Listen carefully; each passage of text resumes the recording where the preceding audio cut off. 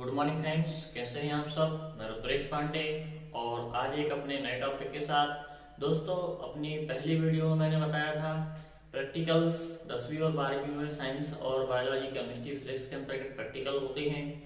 हमें इन प्रैक्टिकल्स को कैसे फेयर करना है, कैसे बनाना है, किस प्रकार से डायग्राम दिए जाते हैं, इन सब के बारे में छोटी छोटी जानकारी मैंने आपको दी थी।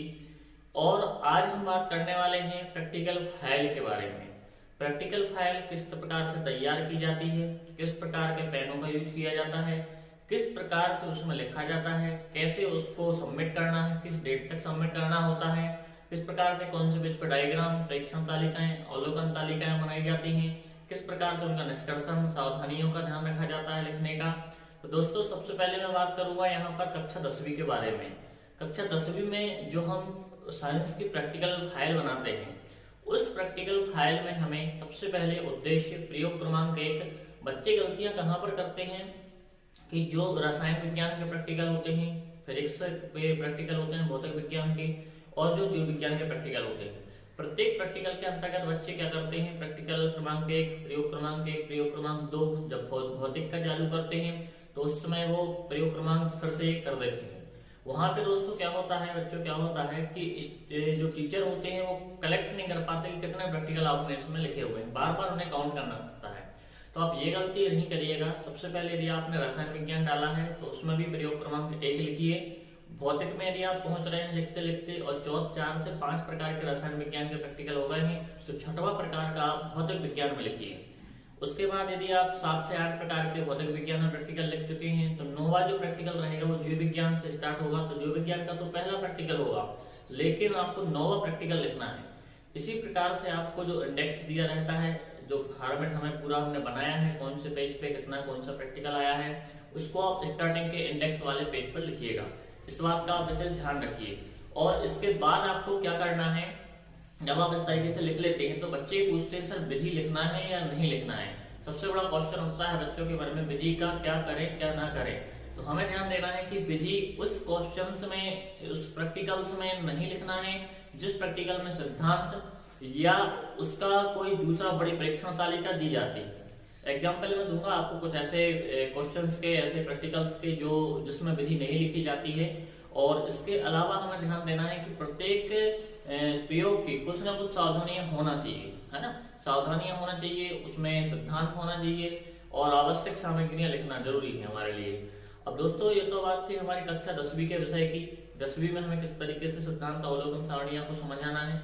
अब हम बात करेंगे कक्षा 12वीं में जीव विज्ञान विषय की। तो जीव विज्ञान में हमें ध्यान देना है कि जितने भी प्रकार के, यहाँ पर थोड़ा सा दोस्तों एक जो अपना विवरण है ना, वो थोड़ा सा बढ़ जाता है। सबसे पहले प्रयोग आते हैं, प्रयोग के बाद फिर स्पॉटिंग आती है, स्पॉटिंग के बाद आता है फिर हमारा स्लाइड सिस्टम, स्लाइड दी जाती है कुछ आपको पहचानने के लिए।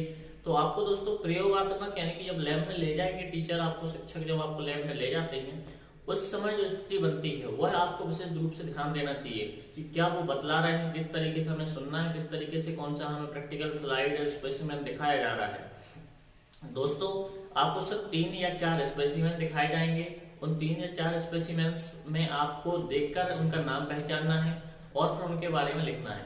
यह जो स्पॉटिंग होती है 8 मार्क्स की होती है, 8 मार्क्स की पूरी स्पॉटिंग होती है और इसमें आपको सिर्फ 2 मिनट दिया जाता है। 2 मिनट में आपको एक स्पेसिमेन का नाम लिखना है और उसके कुछ लक्षण लिखना है। कम से कम 5 से 7 प्रकार के लक्षण लिखना है और उस स्पेसिमेन का डायग्राम बनाना होता है।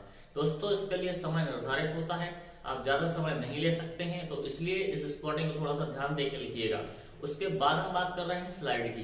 तो स्लाइड आपको माइक्रोस्कोपिक की सहायता से देखने को मिलेगी और उसमें आपको देखना है कि किस प्रकार से हम स्लाइड में क्या देखा, हमने किस प्रकार की टीएस कार्ड देखी, कौन सा हमने डायग्राम उसमें देखा, उसका ज्यों का त्यों आपको डायग्राम बनाना पड़ेगा और उसकी संरचना आपको बनाने के बाद उसके गुण या लक्षण जो भी है उसको आपको लिखना पड़ेगा।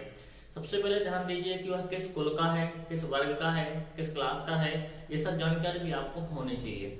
इसके बाद हम बात करेंगे वाइवा की। दोस्तों, वाइवा भी उसी प्रैक्टिकल से संबंधित पूछा जाता है। वाइवा जो एक्सटर्नल के द्वारा पूछे जाने वाला होता है वह भी उसी एक्सटर्नल के द्वारा पूछा जाता है जो एक्सटर्नल आपके प्रयोगात्मक चीजों से संबंधित प्रयोग जो आपने लिखे हुए हैं। तो ध्यान दीजिएगा कि जो भी प्रयोग आप अपनी फाइल में लिखते हैं उसी प्रयोग से संबंधित वाइवा पूछे जाते हैं। एग्जाम्पल एक जैसे में दोस्तों कि पुष्प के कितने भाग होते हैं। तो यह क्वेश्चन जैसे मैं अभी कई विगत वर्षों में देखते हुए आ रहा हूँ कि पुष्प के भागों के बारे में क्वेश्चन उठा लिया जाता है। तो पुष्प के दोस्तों मुख्यतः सिर्फ 4 भाग ही होते हैं। अब एक्सटर्नल आपको कंफ्यूज करने के लिए बोले नहीं बेटा 5 भाग होते हैं। तो आप अपने ऊपर श्योर रहिए, क्योंकि वो आपको जानना चाहता है कि आप अपने आंसर के प्रति कितना श्योर हैं। आप इस पे माइंड में बिल्कुल मत लीजिएगा कितने कॉन्फिडेंट हैं कि आप सही दे रहे हैं गलत दे रहे हैं। तो थोड़ा सा ध्यान दीजिए, यदि आपने कोई चीज पढ़ी है या किसी ने समझाई है तो आप उसमें मतलब एक कंफ्यूज ना हो कि नहीं सर तो 5 बोल रहे हैं तो 5 होना चाहिए, तो गलत हो जाएगा, है ना।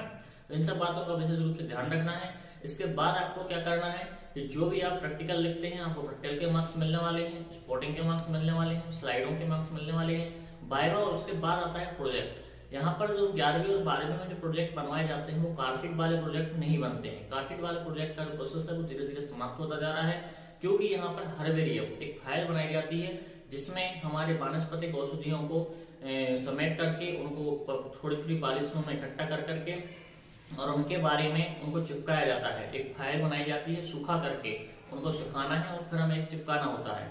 चिपकाने के बाद हम उसको संभाल कर और उसके ऊपर जो भी हम फाइल बनाते हैं, जिसके भी हम बारे में चिपकाते हैं रखते हैं, उसका पूरा डिटेल में लिखना है, गुण लिखना है, और उसके बाद फिर हम उसको रख के और उसके बारे में समझाते हैं। उसके बाद क्या होना है कि ये हर्बेरियम की फाइल जो है ये आपको पूरे प्रोजेक्ट में 3 नंबर 4 नंबर का काम करेगी।